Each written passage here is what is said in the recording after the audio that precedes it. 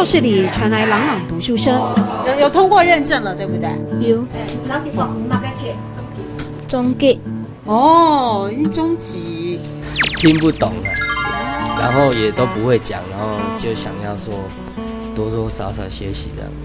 所以跟太太，然后带小孩一起来学客家话。对啊，就客语家庭。也是客语家庭，退休夫妻叶昌玉和丈夫自掏腰包成立这个社区学院，免费教乡亲说客家话。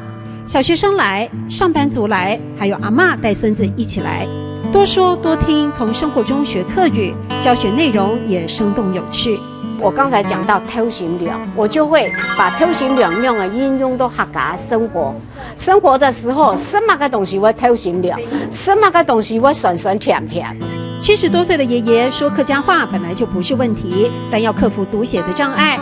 他也是今年通过客语认证最高龄的考试者。讲客家话是唔会啦，唔会难啦吼，但是讲起讲爱考试啊吼，就如果出乜个问题诶就。我会上网大标啊，那就爱给啦。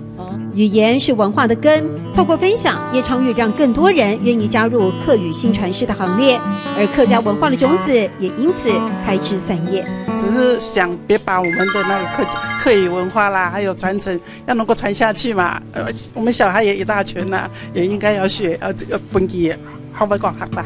所以这个新传班呢，其实带给你很大的成就感，对不对？你的感想是？不是讲付出，人生才会快乐啊！不要怕付出，人生才会快乐，对不对？在这里，我们看到了客语扎根的成果，也感受到薪火相传的希望。唔好讲付出，人生才会快乐；唔好讲付出，人生才会快乐。